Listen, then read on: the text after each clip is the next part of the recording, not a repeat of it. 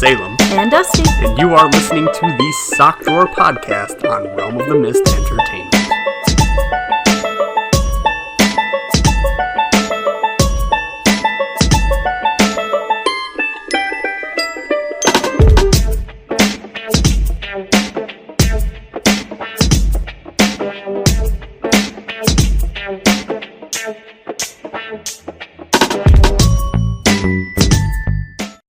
Hello everyone, this is Salem. And Dusty. And you're listening to the Sock Drawer Podcast on Realm of the Mist Entertainment. Today we've got plenty of topics that we're going to be talking about, including gaming min-maxing and the culture of what's best versus what you find fun. And a new game to us, Brawlhalla, which is a cross-platform, which is totally cool. Yes, if you are, it's definitely a gamer who likes to play with other people, but you've noticed that one person plays on Xbox, one's on PlayStation, one's on the PC, and you're just trying to find games so you can play together. Brawlhalla is going to be one of those games. So we're going to be talking about Brawlhalla later. Yep. But before we get into the meat and potatoes today, I like to think of myself as a bit of a hero. You do? Yes, I do. So I came here, it was 2 hours ago that I showed up here to do the recording with you today. Yes, and unexpectedly I got a call from the landlord. Yes, but well, okay. So here's how the day actually starts off. First off, this is the first time I've actually brought my coffee maker here because you don't have one. No, you don't drink coffee. Why would I drink coffee? It's awful. Coffee's delicious. It's good for you. It puts hair in your chest. I'm like, I need that. But I was like, all right, instead of like buying coffee, because I get coffee at Stewart's, and instead of doing that, I just have a coffee maker here. I literally bought a coffee maker. It was $25, and it's just here and for it's when gonna clog up my counter space, and I have no need for it except for when you visit. Exactly. Okay. you don't need the counter space. You're fine. Okay. You're fine. But anyway. And it's going to serve the purpose of me having my coffee when I come here to record with you. Speaking of which, my coffee. Okay. You left it over there? I left it over there. That's your fault. My life sucks. But anyway, you brought the coffee maker, and I forgot to tell you one little problem about you. Yeah, so the outlet is dead. Yeah. And apparently you have been working with your landlord on the dead outlet, to which I got the phone call when we got started to do the podcast originally, so this is take 2. This is actually take 2. But just not our norm. And he said, hey, in 5 minutes, a new maintenance guy's coming over. So I just went, oh, cool. Sorry, we'll delay podcast. We'll get this fixed. So maintenance guy comes over. Yep. I open the door. He comes in. He's very brisk, I think the word would be. He's incredibly brisk. I think he was on some kind of drug. I don't think that's the case. I just think that he's got too much to do and to deal with little old me. Yeah, so this was the sort of scenario of... He did not know that Salem was visiting, so he had no idea there was anyone in the house but No me. idea that there was anyone here but And knowing the landlord said, yeah, she's going to be home, and didn't mention... Well, how would he know I was having someone over? So this guy is pulling his big man talking to little woman routine. Yeah, he made me feel like I was small and stupid. I was listening in the other room, and I decided, you know what? Fuck it. Because I'm literally showing him the outlet, and he's pulling out something to test it, and he's going on about how my landlord is expecting him to do stuff he shouldn't be expected to do. And and then he starts turning it on me. Yeah, and so I walk into the doorway and I say, "What are you here to do again?" And he says, "I'm here to test the outlet to see if it's working." "Did you do that?" "Yes." "Okay, get out." Because he was very derogatory. And I opened the door for him and everything, and he asked something about a window or whatnot. I was like, "That's the neighbors. Get out." Yeah, I hope it was the neighbors, because I don't know anything about the window. I wasn't having that shit. Yeah. No. I don't like being made to feel like I'm small and insignificant. Don't fuck with my friends, please. I'm just glad you were there, because if you weren't there, I probably would have not stood up for myself, because I'm not good at that yet. And I probably would have just taken it and told them to have a nice day, because that's how I am. And that's sucky. I know. That's sucky. It's gonna mess with me up the rest of the day, but what can I do? I guess next week we can start delving into self-defense 101, mental self-defense, I suppose. I was gonna say, I know the physical defense. If he attacked me, I could have done something about it, but the mental stuff, I'm still messed up from my past. Day up. Yeah, he attacked me. I could have had him all day long, but no, he used the words, and the words still get to me. The words suck. I guess that's just going to be my personal PTSD for a long time. Maybe so. Let's do something happy. Let's see. What about my shower thoughts? I don't want to know what you think about in the shower, Salem. Nobody wants to know what guys do in the shower or think about. I clean myself and I think that's about it. You sure? Yes. Because I've heard other things go on in showers. Okay. But anyway, what do you think about? No. Go on. What are you hearing? Well, what are you hearing in people's showers? Are you going up to people's bathrooms and listening in as they shower? No, but where is your source of information? Well, the last time we had a plumber over, they installed the new shower head. And he goes, people like it when you can detach them and stuff. Yeah. And let's talk about other things, shall we? Yeah. So it's called shower thoughts just because that's what the internet calls it. I don't normally have these thoughts when I'm in the shower. Oh. Normally I have these thoughts as I am in the process of doing the action of what I'm thinking about, blah, blah, blah. Like, for instance, so this shower thought that I'm thinking of, how much time of my life have I spent doing blank? Oh, so like right now where I'm thinking, how much time have I put my foot in my mouth and can't get it back out? Exactly. Okay. How much time of your life have you spent with your foot in your mouth? I'm beginning to think a lot. Trying to pull it out. For me, it was because we all know that I'm a truck driver. Sitting at a left turn, and I'm just sitting at a left turn. Hate that. Waiting to make a left turn, and I'm wondering to myself, how much of my life have I spent sitting and waiting to make a left turn? I don't have that problem. No, because you probably route yourself so that you're always making a right turn. That's exactly what I do. I wish I could do that. Yeah, I'm not a truck driver, so I can do that. I know a guy who's programmed his phone to specifically avoid stop signs. Really? Yeah, I don't get it. I don't think that's possible around here. I don't. Almost every intersection has a stop sign if it doesn't have a traffic light. Yeah, traffic lights are good, stop signs are bad. But he wouldn't be able to go through half of the city we live in. Well, it's gonna route it as best as it can. That's just crazy. Avoid as many stop signs as possible. But anyway. Well, okay, so the reason why this thought comes into my mind, this sort of macabre thought of how much of my life have I spent doing this, there's one thing in particular that I know that I can just about calculate as to something you do in your life that you spend a whole lot of, and that's sleeping. You spend an entire third of your life. I think I do a bit more. I'm just like on average what people should be getting for sleep is 8 hours. If you live to be 90 years old, you have spent 30 years of your life just asleep. Yeah, but if you don't, you won't even live that long. True. You need it. True, but I'm just talking simple numbers, statistically speaking. That is where I'm kind of going with this. It's quite amazing to think of the amount of time you've literally spent just doing some simple, mundane thing. Waiting to make a left turn. Waiting at a loading screen for a video game. Try waiting at a doctor's office. That takes years. Waiting at a doctor's office. At least it feels like it. How much time you spent doing that? How much time of my life I have spent shaving my facial hair? I wouldn't have that problem. And then you can get into more, weird topics that I don't think I want to. No. I don't want to jump into, but like... My least favorite is waiting behind the couponer at the grocery store. Yeah, waiting behind the person who's got all the coupons and they got to pay with the exact change. Oh my God. I mean, more power to you. You get your groceries for $5 while I'm spending the 100. But at the same time, I'm sitting there for 20 minutes because I hate the self-checkout stuff. I'd rather just have real people.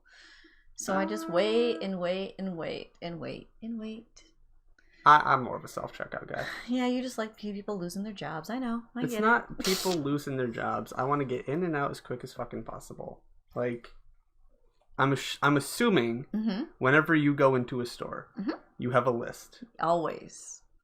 But when you leave that store, you've got more things than what that list was. Only usually by a couple. I'm really good with my list. Oh, you're really good with your list. Uh-huh. Is that really good with your list? Because when I go in with my list, I leave with just that list. Well, I always tend to forget to put something on the list and I'll see it. Like last week, forgot the kitty litter. Got the kitty litter. Wasn't on the list. Are you sure? Are you sure it's an, ooh, look at the sale on that. Let me just grab it real quick. No, it's on sale. No, I'm very good about that. Oh, are you? I am very good. Oh, I'm so good about that. I am. That's why I avoid stores where I wouldn't be good at that. Like what? So, like, this time of year, I don't go Christmas shopping. Or I don't go shopping because of Christmas, I should say. Right. So I don't go shopping because of Christmas either. Because it's too packed. So I go online and get what I need. Okay. So how's that working out for you? Not well. Oh, I like that sigh. Such a fun sigh. Yeah. Oh boy. Well, see, I decided to do the, what do you call it? Black Friday, Cyber Monday, whatever. It's Cyber Monday and Black Friday. So Black Friday is when you're shopping like actually physically at the store. Cyber Monday is when you're doing it online. Okay. So I did the online. Okay. Because, well, last week, my daughter fit the snow pants. Okay. And this week, she didn't. So it's like, okay, if I could go to the store and be trapped with all the Christmas hang on. Shopper. 1 week she grew out of her snow pants. Oh, it's even worse. My son. What did she like?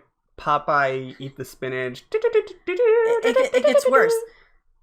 Like last Tuesday, snow boots fit my son. Yeah. Wednesday they did not. What the hell? This is what kids do. Oh my god. They grow overnight. Okay. So I'm like, okay, I don't need to. But anyway, we'll go back to the snow pants. That was the first thing. So glad I don't have kids. So the snow pants don't fit. God. And I know if I go to someplace like Walmart, it's filled with people, and yeah, I don't want to deal with that. So I go online and I'm like, oh look, there's a sale on them at a store. Am I allowed to say the store? Whatever. All right, at Burlington Coat Factory. Burlington Coat Factory. Yep. And instead of paying like $40, that they were on sale for $16. Cool. Order the snow pants. All right. Pay the shipping and handling. Pay the shipping and handling. Get notified they're coming. All right. Show up when I think it was 5 days later. This is the process I'm sure most people are aware of. Yep. And then you open up the snow pants all excited and hold them up to your daughter and realize that they're nowhere near going to fit. I ordered a size 14. Mm-hmm. I got a size 7/8. The packing slip said 14. But they gave you a 7/8. And in the small print on there, it says if there's a problem with your order, you pay the shipping and mail it back to us. Wow. Yeah. Wow. How amazing, Burlington fucking Coat Factory. So what did you do with those snow pants? So I said, you know what? I shouldn't have to pay for shipping, because if I pay for shipping, now I'm going to end up paying more than I paid for the snow pants. This is just crazy. So I called customer service. And got put on hold for an hour before I gave up. Woohoo! That was great. Then what? Then I went online and I complained to my friends. Okay. I'm a terrible person. What did you do with the snow pants? Well, that's part of the story. Okay. So I went online, like, I got these snow pants. Burlington is nowhere near me, so I can't physically return them. What should I do? For your best inconveniences and everything you're looking for. It's Burlington. We suck. So I went online and was talking, and people were like, you know, it's only an hour drive to the Burlington. Just go return it. I'm like, no, I'm going to be out the gas. It's going to be even more for these snow pants. No, I'm not doing this.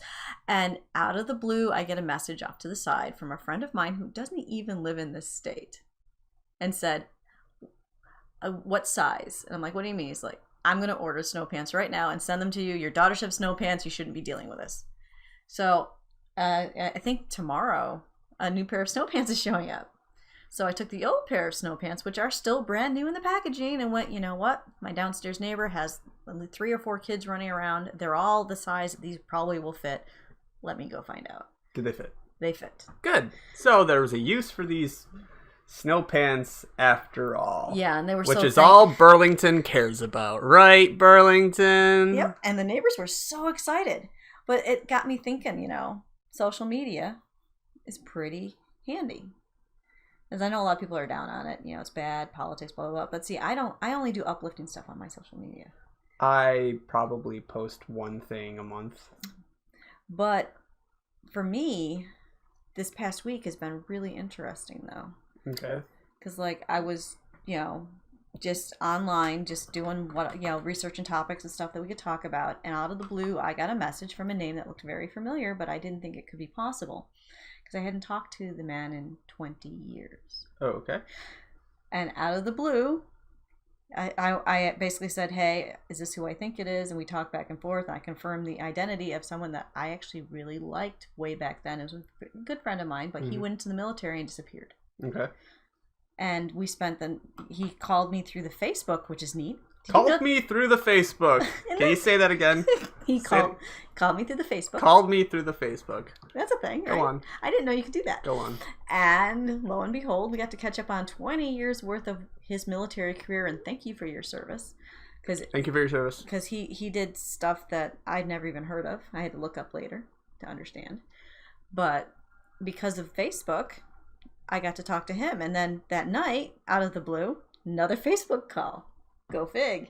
Somebody I hadn't talked to in 5 years. Another call using the Facebook? Yeah. Wow. Isn't that neat? Isn't that great? And this is someone that I actually talk to, maybe I message once a month maybe, and he out of the blue is like, I haven't heard your voice in forever. Let's just find out, talk. Mm-hmm. And I got to catch up with his family. So if it wasn't for social media, I probably wouldn't have any friends. That's what it's like to be a millennial. Well, I'm not a millennial, but it's just most of my friends moved out of state. They were smart. They got the heck out of Dodge. Mm-hmm. And I can't see them anymore. Yeah. And I mean, you're talking, that's like the one I haven't talked to in like 5 years in person. Yeah. He's a good 6 hours away.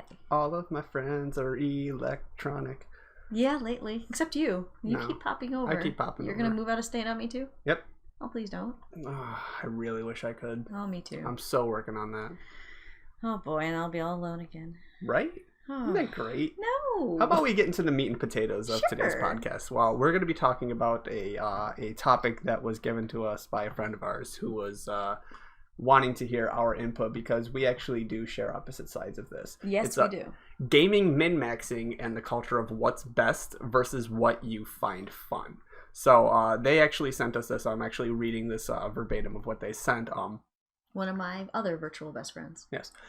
Is gaming about winning as efficiently as possible or about challenging ourselves to complete tasks in our personal style? Now, I'm sure everyone probably has figured this out so far. I am a min-maxer and you are a role player. Yeah. You disgust me. I'm sorry. It's okay. I'm sorry. You're not sorry at all. I am a fan of seeing the potential in any race class combinations and seeing how powerful they can get. And it stems back to mages being OP, and I hate it. Oh my god. Yeah, but at the same time, you're missing out on the RP.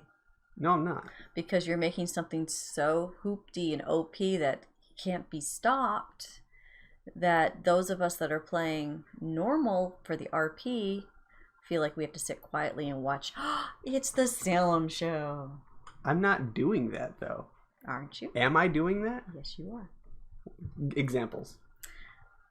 I didn't think we were going to get into that part. Examples. It's like you are so into, I have this skill, I have that skill, I'm going to roll for this skill, I'm going to roll for that skill, I'm going to do this, that you take over. How much time is spent me taking over going? I don't How much time is, because whenever I make a move in a game, now here's let's say a D&D campaign.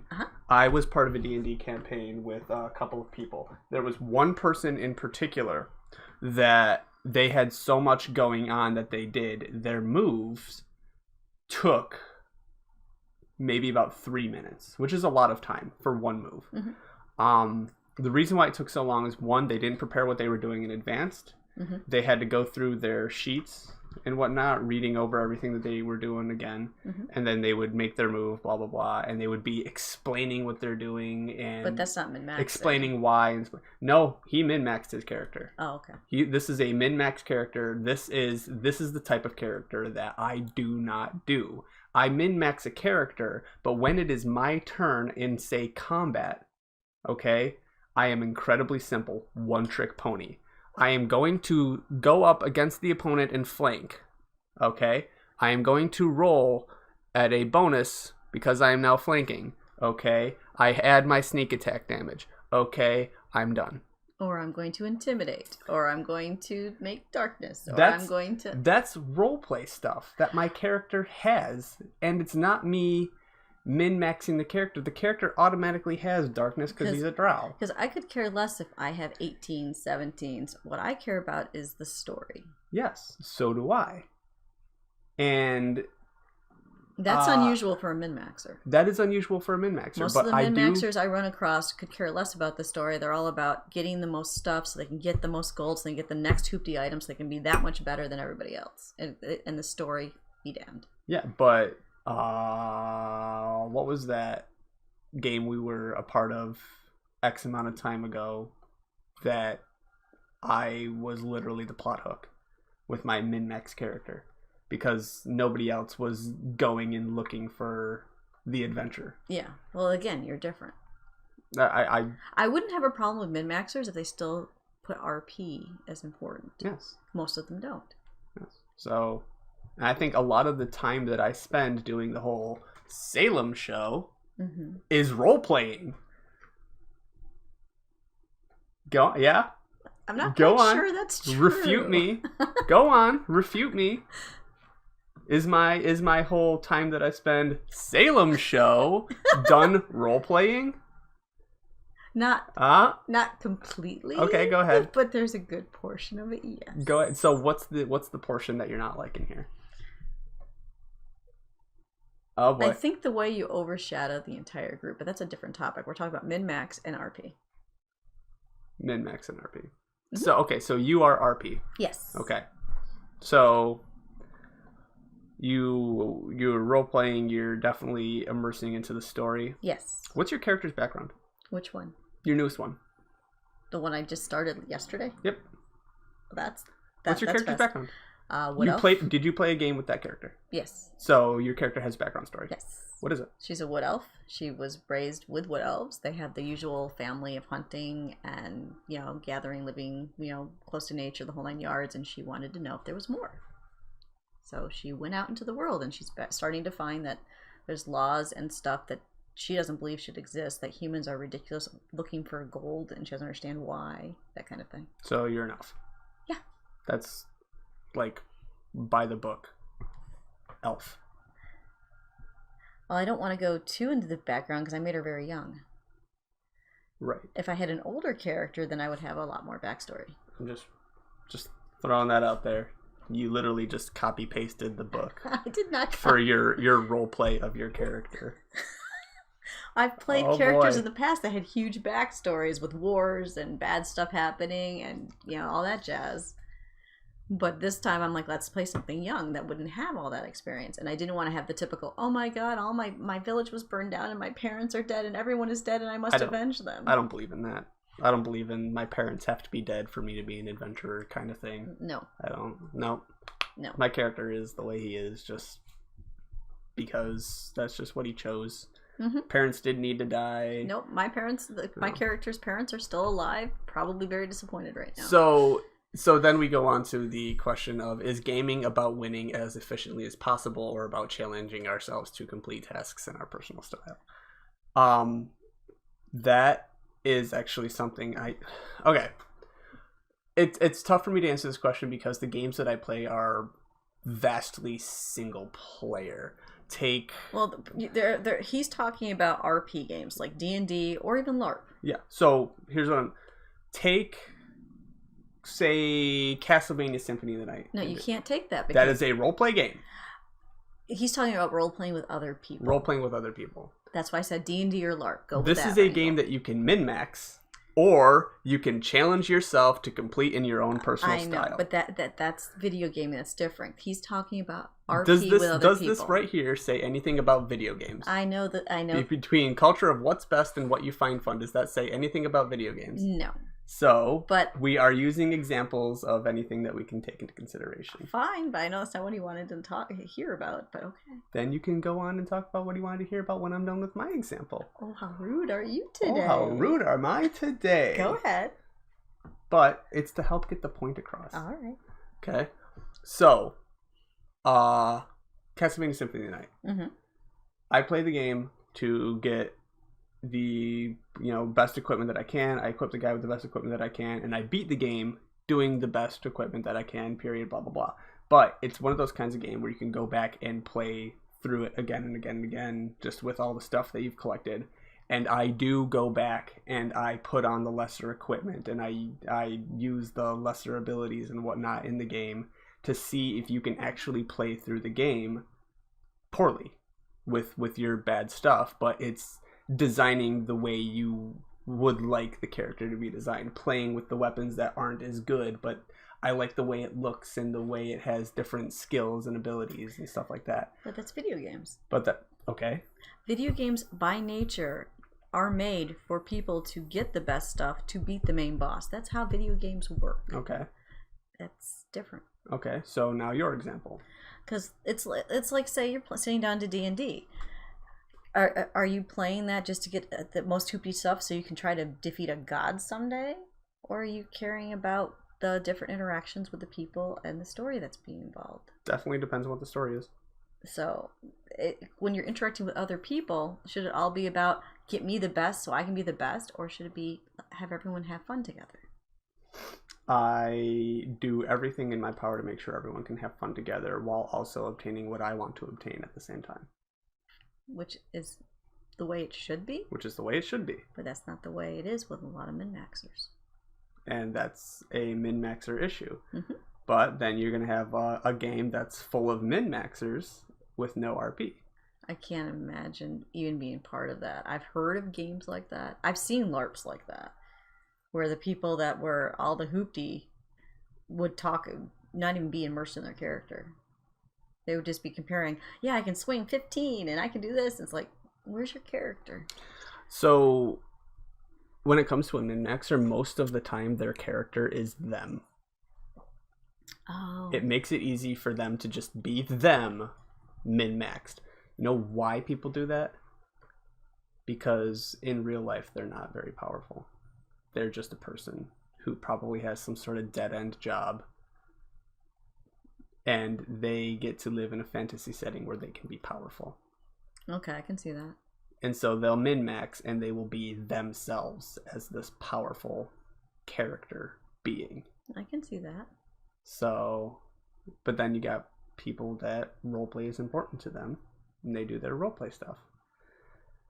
Some of the LARPs I've been to, roleplay doesn't even exist. Because the rules are specifically made that way. I've been to those, and you know what I don't do? The rules don't completely stay that way. Bypass RP. Because for me, whether it's LARP or Dungeons and Dragons, the idea is to be someone else for a day, to enjoy somebody else's life, to just step away from yours for a little bit. Yeah. That's just me, though. No. But not that I don't have a bad life. I actually enjoy life. Yeah. But it's just sometimes it's nice to be something different. I know. And as a person playing a game, knowing that I'm playing a game, and knowing that this is what I do to be doing something different, I still have to abide by the rules of the game and whatnot, and do what I'm doing by the rules of the game. I played a game where 10 years ago, if you were a mage, you had verbals, and you had verbals of different varying lengths for each element or whatever that are all different between each element and blah, blah, blah, for the level of spell that you're going to be casting.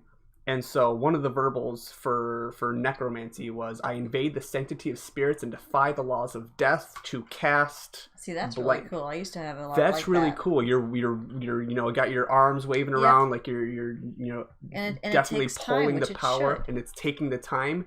Now, this same LARP 10 years later, you know what your spell is? A fucking point and click. See, no verbals. No. Point and click. Because the ambiance is gone, and 5-second cooldown. And half the time, a mage spell can do 2 to 3 times the damage of a sword, so now the sword user's useless. But here's the kicker. Mm-hmm. I ignored that, Mm-hmm. and I did verbals and roleplay and blah, blah, blah for my point and click. I was an NPC who did magic because my PC don't fucking do magic. Okay. An NPC, I did verbals and blah, blah, blah, and I got shat on. Really? Yes. They chewed me out. That's just not right.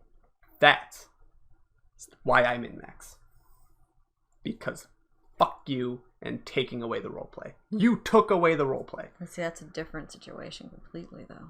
Now, that's why I'm in Max. Okay. That makes sense.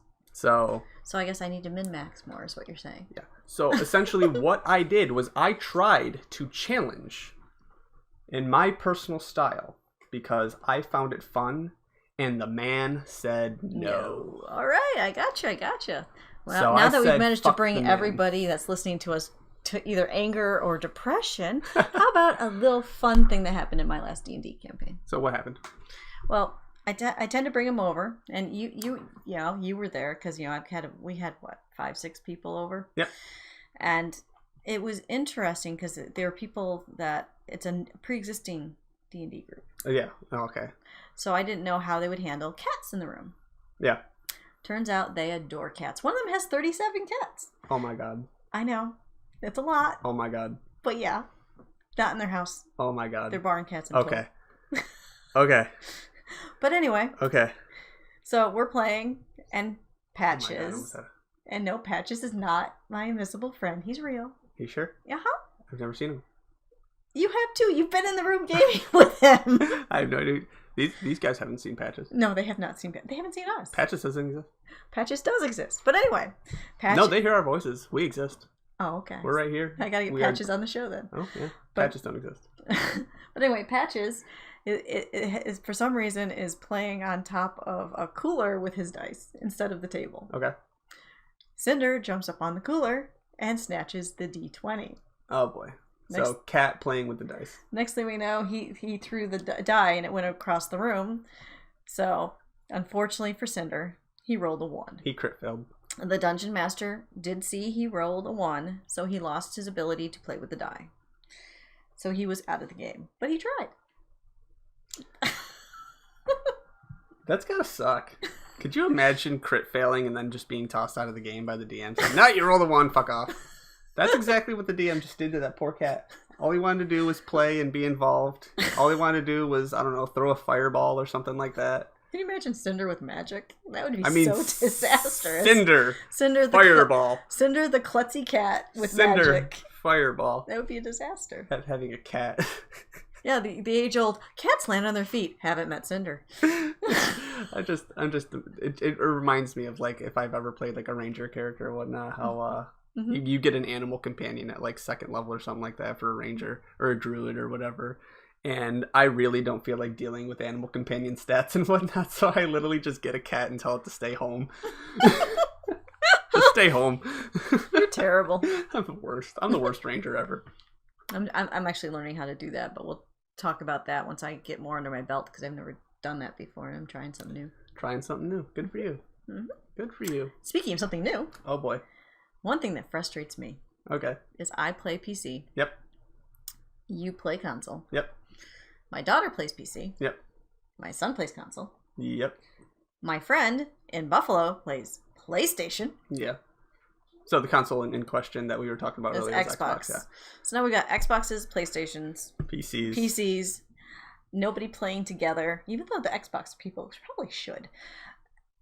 And it's just sad. It's just sad. Because I used to play WoW, but I couldn't. The subscription fee and stuff, I just couldn't afford it. I had to set it aside. So I'm like, I have no way to play with people. So I did an internet search. And I found there's a handful of games that you can play cross-platform, I think it's called. Cross-platform. Yes. To which I recall messaging you. Yes. And you going, sucks, no, sucks. I don't know what that is. What did I say that I didn't know what it was? Brawlhalla. Brawlhalla. So. Brawlhalla. It's like very very incredible, simple Super Smash Bros. Yep, it's real easy to play, and you're just beating people up, or you're beating other people up. Incredibly, you can team beat people up. Team beat people up. Well, what I found neat is I can log into my PC. My kids can log into their Xbox. My friend in Buffalo can log in on his PlayStation. I can log in on my Xbox, and we can all play together. And thanks to Discord, you can talk at the same time. So now we can beat each other up, beat other people up together, and have a ball, and it is so much fun. So, go ahead and tell me about your experience with Brawlhalla. Well, mine is falling off and dying. Yep. It's the best. Oh my god, your recovery is so horrible. If anybody doesn't know how these kinds of games works, it's a floating platform. Yep. And the main goal that people generally have is to do enough damage to your opponent to where they fly off the platform and they aren't able to get back to it and they fall to their death. Or you do so much damage that you just send them flying off the screen and there's no hope of recovery and they just automatically die. Yep. But I'm good at that. I'm good at beating people up with my axe. It's great. But on the way of doing that much damage, eventually you're going to find yourself hitting your opponent or your opponent hitting you off the edge where there is a chance of recovering. For recovery, you have 2 jumps, plus you can use your special attack to kind of boost yourself up again. That is the theory. That is the theory. That is the theory. Now me, I do that pretty well. So do my kids. Because I know that when I am at the peak of my jump is when I should do my other jump. And when I'm at the peak of that jump is when I should do my special move. Uh-huh. I can also hold my special move and wait, then shoot it off. Yeah. That way, just in case anyone's trying to pursue against me, blah, blah, blah, blah, blah, blah, blah. Yeah, I've seen you do it. I've seen the kids do it. I've seen my friend do it. But how do you do it? Yeah. How do you do it? This is how you, because you're on PC. Yes. This is how you do it. I hit. Let's say this is your jump button, right? Arrow. Let's say this is your jump button, right? You're getting flown off and you go. I've gotten better. Yeah. Yeah. When you machine gun your buttons like that, I panic. You break yourself from your peak of your jump. You don't get as far, and you just go. I like to point out last time we played, because you stood in the middle of the platform. But I got almost as many kills as you did. You know why? Because I sat there and just weakened them down, poking with the lance, and then you just sat there and did your down power attack that your character doesn't move when they're doing their down power attack, and the opponent gets close enough because they're trying to attack, and you go, no, go away, boo! And it flies off the edge, and you just sit there in the middle of the arena the entire time while I'm sitting there doing all the frickin' work. Well, to be fair, the last time the kids did too. Yes. That is exactly. So your son played Cross. Yes. Cross, who does guns, gauntlets and guns, and one of the the gun special move is he just stands in place and he just kind of shoots his guns outward, and he just literally did that the entire game. He stood in the middle of the platform, did that move, did not move, and just. Everyone else was just doing all the work, and anytime somebody was dumb enough to get into the middle of the platform, they just went, boom! Yep. He ended up with 21 kills. Yeah, he did. The highest amount. And that's all he did was sit there and It was sad. But I will point out that my son can actually play the game right and still beat my butt. Yeah. Oh, yeah, he can actually... He's actually really good. Yeah. He just found a broken way to do it. Yep. But we're back to min-maxing. And he found a broken way to do it. Well, it's not necessarily... You can't really min-max that game. No, but he found a broken. Yeah. And he was like, hey, Mom, I don't have to move. I can just sit here and read my book while I'm doing this. I'm like, oh, my God. That's funny. Meanwhile, you got me chasing people off the cliff. Yep. And dive bombing on top of them. No, get off my fucking island. And then I end up dying in the process because I'm shooting myself off the fucking I just cliff. have to recommend Brawlhalla just because it's very rare that you can find a game that your kids will play with your parents and with their parents' friends and not go, oh my god, no. It's mindless fun. And they have a ball. All you hear is giggling and laughter coming from where their Xboxes are.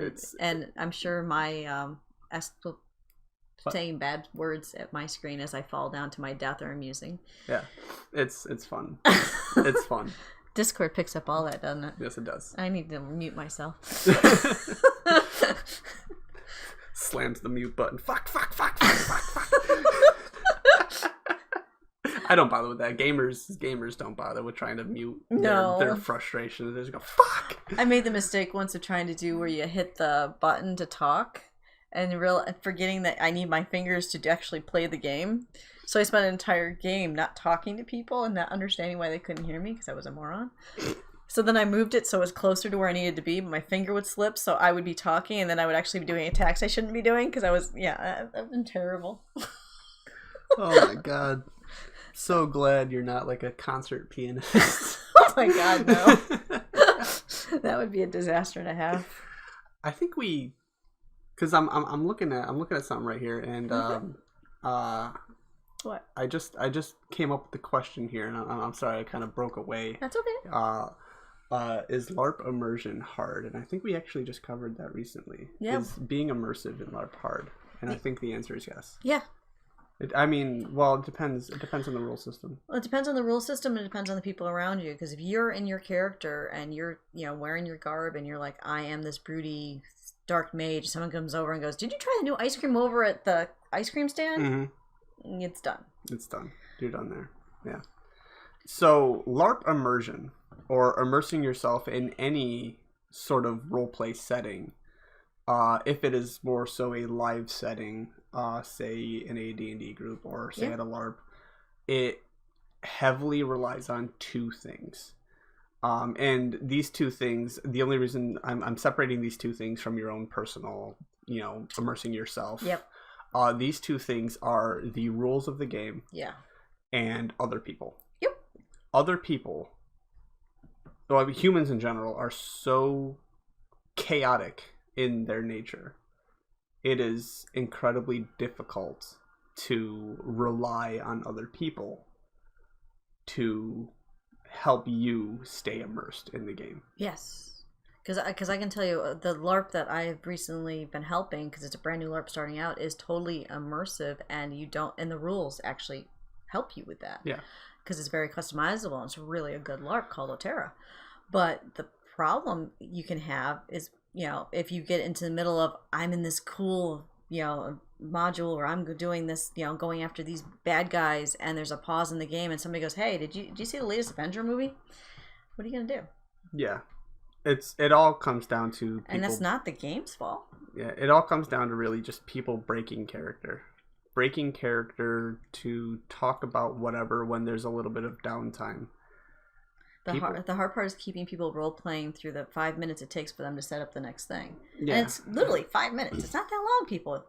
But it's hard to get people to role play when they're, say, collecting a resource node. Yes. Where you got to spend 2 minutes role playing to collect a resource node, where people just sit there and they'll just talk about whatever, and then people have small attention spans. That's what I'm noticing. It's a small attention span thing, so I'm surprised people can take the whole hour and listen to us. Yeah, right? Like, LARP immersion is so difficult because... And I know I'm guilty of it, because there will be times where, it's cold, I'm sitting around the fire, there's nothing going on for a minute because the module's going on off over there and I'm not there, and I'll look over and go, wow, it's cold this week. Last week was so much warmer. Not thinking, that's breaking immersion right there. Well, I mean, not really. Because because the next thing you're going to go, yeah, I know, when I went to work, it was... Yeah. It leads into... I mean, you can make that an in-game conversation. Yeah. But I get it. I know what you're talking about. But... And I don't mean to. No. But it happens. That's why I don't talk to people. Or it can be something as simple as, oh my god, I love your outfit. And someone will go, yeah, where did you buy that? My favorite phrase to use is just fuck off. Yeah, you're terrible. Fuck off. Speaking of outfits, though, you do know you're insane, right? Yes. You do know it's like 30 degrees outside, right? Yes, I am aware that I live in the state of New York. Why are you in a kilt? I like kilts. Okay, I know, I'm a girl, right? Yes. Ish. Ish? Ish. Okay. And I will wear a skirt on occasion. Yes. And or a dress. Or a dress. But in the winter, I wear thick, very thick, yes, fleece-lined yes, tights okay, under said skirt. Yes. I see your hairy leg. Yep. I got hairy legs. You're insane. Yeah. So I got a kilt and hairy legs. How are you not freezing to death? Simple. Uh-huh. Hairy legs. So you mean if I stop shaving? Yes. I will be warm. Yes. Okay, no shave December. It's no shave November. No, this is for legs. I'm making a new holiday. Making a new holiday. Not a holiday. New, I don't know what you call it. Holy crap. Is that ball bouncing or what? You're dropping the hell out of it. So no shave December specifically for females for their legs. Don't shave your legs. And then we can find out if it's true that if we had hairy legs, we'll be warmer in our skirts and don't have to worry about stockings. You probably are aware of the fact that you're cold because you have poor blood circulation, right? Well, yeah, I know I do. So yeah, go ahead. I've got thin blood and poor circulation, so that probably won't work for me, will it? Go ahead and let your leg hairs grow out. You do realize that I've got a full beard going. Yeah. Okay? I got my hairy ass arms, hairy ass legs. Yeah. I wear a lot of layers on my torso. Well, that's important. My core. When my core is warm, my body is warm. And so I've heard if you cover your head, cover your feet, cover your core, you're fine. But I'm still thinking you need something more than nothing on your legs. No, I like my kilt. I have prepared everything else to be nice and warm that I may wear my kilt because I like my kilt. Just looking at you makes me cold. Well, good. You deserve it. I'm wearing the thickest You get what you fucking deserve. Uh-huh. Yeah, I'm going to stay in my thick fleece, my thick sweaters, and my gloves. Okay, I shouldn't probably wear the gloves You inside, do what though. you've got to do. I like my kilt. All right. I'm just saying you're insane. Freeing. I don't want to know. Okay, you may be my best friend, but there's some things we should never discuss. You sure? Yeah. Pretty certain. Uh-huh. Do you want to discuss alcohol? Is it that time already? I don't know. We could discuss alcohol. You sure? It's right there. Well, yeah. It's been staring at me. I know, because this one here I'm dying to try, but we have to have a promise to our sponsor. Yeah, we have a sponsor this week. We actually have a sponsor. Well, we're gonna do the sponsors taste test afterward. We're gonna do the one that we got here, Death by Coconut. Oh, I can't wait to do this one. Yeah, we're gonna be doing this one here. So I am sold just by around the top of the room where it says coconut, chocolate, coconut. Yeah. So okay. So normally we've been cracking open bottles of something, bottles of mead, bottles of this, bottles of that. We actually have cans in front of us. This is a 12-ounce can. And this is a 12-ounce can of Death by Coconut. We were at... they even have their website on here. Yeah. We for the picking up the drink test, went out to Anticosti. Yep. In Rome, New York. Yep. Anticosti, whom we love. And when they see us there, they're immediately like, "Oh, you're looking for something for the podcast?" And they let us browse. They let us browse. They help us figure out, and they actually do state specifically that it's really hard to help somebody find a drink of choice because tastes vary so strangely. They have a difficult because they got people coming in going, "What do you think I'll like?" And there's no way to know. They're like, "I don't fucking know." But the nice thing with them is that they literally know that we're looking for unusual things. That we're looking for just different stuff. I mean, how often can you find an Irish style porter that has chocolate and coconut in it? Okay, so so this is brewed and canned by Oscar Blues Brewery from Colorado, the United States of America. There's an alcohol by volume of 6.5%, so it's pretty standard for a beer. A Death by Coconut Irish style porter. There doesn't seem to be any fancy descriptive writing on it or whatnot. I like how it says pass-hit on the top. That's kind of funny. Yeah, pass-hit. I don't understand that. I don't either. And it's got nice mountains and a sunrise behind it. It's got a nice like decor on the can. It's eye catching. It's like brown, but it's a brown can, like but the Death by white. Coconut is it's big white letters. Give it a smell. It smells. I smell the beer. It smells like a Guinness. Yeah, it smells like Guinness, but I don't smell the coconut or the chocolate. Neither do I. So you're probably gonna have to taste the chocolate or coconut. Let's give this a taste. Ooh. Well, that's a surprise. Ooh. What's up? That's not what I expected at all. What are you expecting? Well, it smelled like a Guinness, so I expected it to taste like a Guinness. Yeah. Even though it says clearly across it, coconut, chocolate. Coconut. Yeah. So you're expecting a Guinness. Yes. But what does it taste like? It tastes like coconut chocolate, coconut. It's good. It is. It is good stuff. If you are a fan of like Mounds bars or Almond Joy, this is your drink. But you got to be a fan of Guinness. If you're the type of person that says, "Oh, I don't like Guinness," you will not like it. This is a dark beer. This is a thick beer.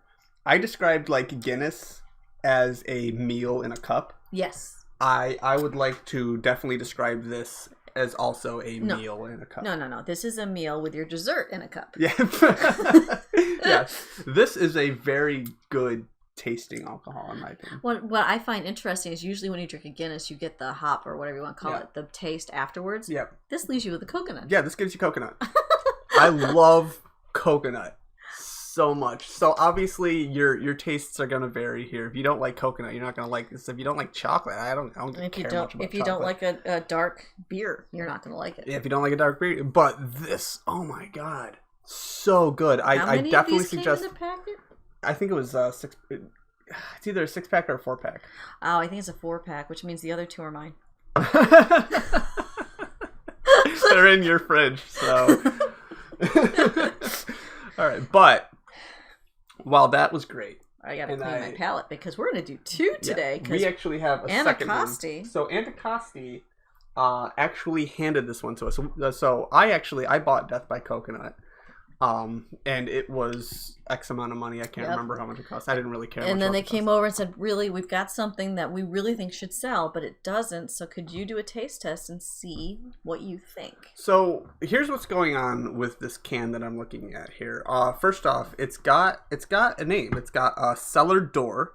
So this is a dry hopped farmhouse wheat ale with sage from Stillwater Artisanal. But I think the problem is that's very tiny letters. The whole can itself has no big label, no big nothing. All it has is teal polka dots on a navy blue background. Yeah, it's so we got little teeny tiny letters in a font that is just difficult to look at. So I can definitely see why people aren't looking at this and pulling it off the shelf because there's nothing catching your eye. It's this looks like purple to me. Is this a navy blue? I think it's navy. The light's not on though. It's hard to tell.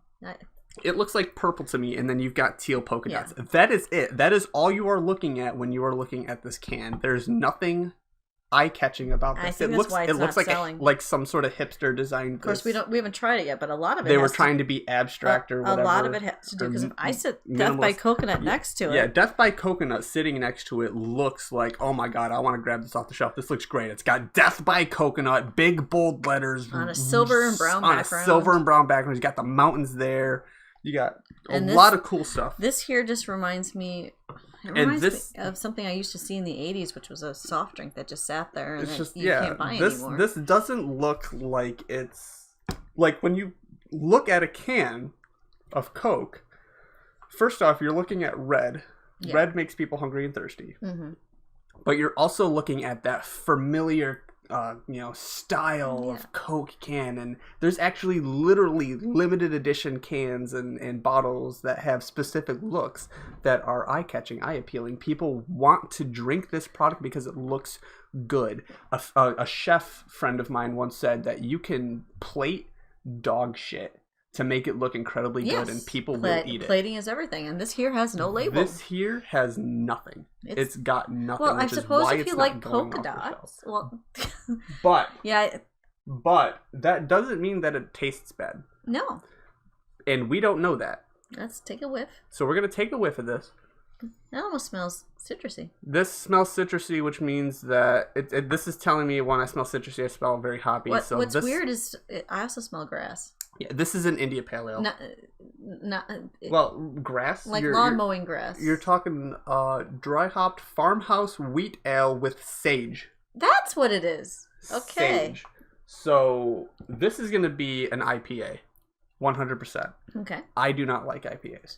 Well, if I don't like IPAs, I'm assuming you don't like IPAs. I don't have an opinion one way or the other on IPAs, nobody knows what an IPA is. It's an India Pale Ale. I hear a lot of people like IPAs out there. I hear a lot of good things. That's the whole hipster crowd. But that doesn't mean it's bad. But, so we're going to give this a taste. The smell is, this definitely smells like an IPA. It smells like a Sam Adams. I'm not a fan of Sam Adams. I'm going to taste this. I got a shot glass over here, so I'm going to shoot it back. You're just going to shoot it? Yep. How do you actually get the flavor at that point? Lots of flavor in it. I actually don't mind this. I actually got the can right here. All right, so this is different. This is not the reaction that I have to an IPA. When I drink an IPA, I go, no, I actually would drink this. I actually would drink this. This is actually good. Yeah. This is actually good. I'm not going to go out of my way to take it off the shelf and buy. I'd rather drink like a Miller Lite. Well, that's just personal preference. That's personal preference, but this is not a bad tasting beverage. No. This is good. To be honest, I normally don't like clear beer at all. This is it. This is, well, it's got a very not necessarily a honey flavor look to it. It's got a more of a yellowish look to it. I'm not gonna say what it reminds me of color wise because that would be wrong. What, urine? Yes. Most beers look like pee. But normally I don't drink them because I don't like them. Yeah. I don't know if it's the sage in it or what, but I like this. It actually. Excuse me. It actually is something that it reminds me. What does it remind me of? What does it remind you of? It's going to sound weird, but it reminds me of a soda I had once. What soda? I'm trying to remember. It was yellow. Yeah. So you're looking at like a citrusy sort of soda. But this isn't citrusy. That's what's weird. Because it's a long time ago. It's not made anymore, so I can't remember it. But this here I would actually give to people that don't like beer, which is going to sound weird. Because I think they would be pleasantly surprised. And I think it's just because of the sage in it. Yeah. So I'm trying to look. Trying to look at information that I can find on this. So cellar door, dry hopped farmhouse wheat ale with sage. So 6.6 alcohol by volume. So pretty standard. For a 12 fluid ounces. This is what this can is. Let's see here. This is brewed and canned by Stillwater Artisanal from Stratford, Connecticut. Okay. Well, basically, I think the only reason we can safely tell Anacossi, the only reason why it's not selling is just because there's not a fancy label. It's not catching people's eyes. So, yes. Because the flavor, I would recommend buying it if you like something that's a little bit different. Yeah, this is actually a good beverage. Yeah. It just doesn't look good. Yeah. If you slapped a better label on this would sell. Yeah. This actually has potential to be a standard circulation beverage. Yeah. Because it's actually good. It just does not look it. It doesn't. I would actually offer this to people who like mead, believe it or not.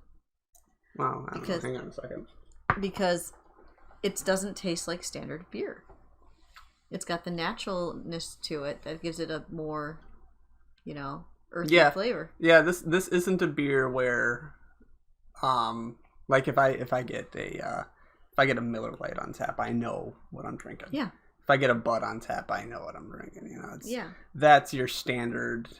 And to me, all of those beers taste the same. I don't like any of them. Bud Light, Miller Lite, they all taste the same to me. But this I like. If this was on tap, and my other choices were your standard Busch. Yeah, when we walk into a lot of the bars and I go, I can't drink anything here. If this was on tap, I would get it. Yeah, me too. I would get it. So, Let me just read the name of these again. This is Cellar Door. So this is from Stillwater Artisanal. This is Cellar Door. So if you guys see a teal polka dot can, teal polka dot, it's purple with teal polka dots. That's the only thing that it's got. But it's if you see Death by Coconut, pick that up too. Death by Coconut, pick it up. We've had two drinks, good ones, and I gotta be honest with you. When he handed this can to us, I'm looking at it, and it's from since then till now. I was like, I'm not gonna like this. Yeah, because when someone says, "Hey, I can't sell this," find out why. You immediately think, "Oh my God, it's gotta be taste." Yeah. But in this case, it's label. It's just a label. It's hands down label. It's just the label. If they would keep the polka dots and just add literally a cellar door. Yeah, this is a prime example of don't judge a book by its label. Yeah. It's literally all that comes down to. Don't judge a book by its label. And if cellar door people are listening, put your cellar door on there. Make it more interesting. Yeah, put something. Put a picture of a door. Put something with cellar door across it. Dude, put a picture of a kitten. I don't care. Yeah, that's Make true. it appealing. Make it appealing. You have such great potential with this beverage. It just doesn't look like it. But that, I think, is our time for the day. Is it already that time? Are you kidding? That is our time for the day. Oh, wow. All right, then. So, thank you guys for listening. Until the next episode. And thank you, Realm of the Mist, for having us. Yes. Be sure to check out Realm of the Mist. And their other shows. We've got a lot of other shows on Realm of the Mist that I think we got a Mandalorian review. We've got a lot of interviews coming from Breaking the Fourth Wall. Yep. So just check it out. Check these guys out. There's more than just us out there. There's more than us. We're great. Don't get me wrong. We're awesome. But we work with a lot of great people, and we highly suggest listening to all these great people that we have on Realm of the Mist Entertainment. But thank you so much for listening to the Shock Door. Everyone have a great day.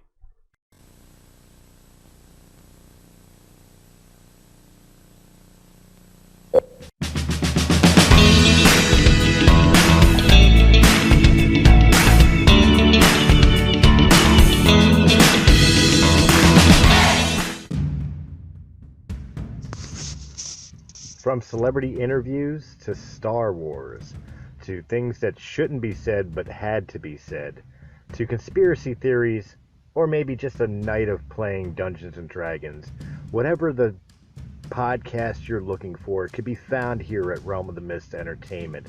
Make sure you check out all of our shows because there's something for everybody there.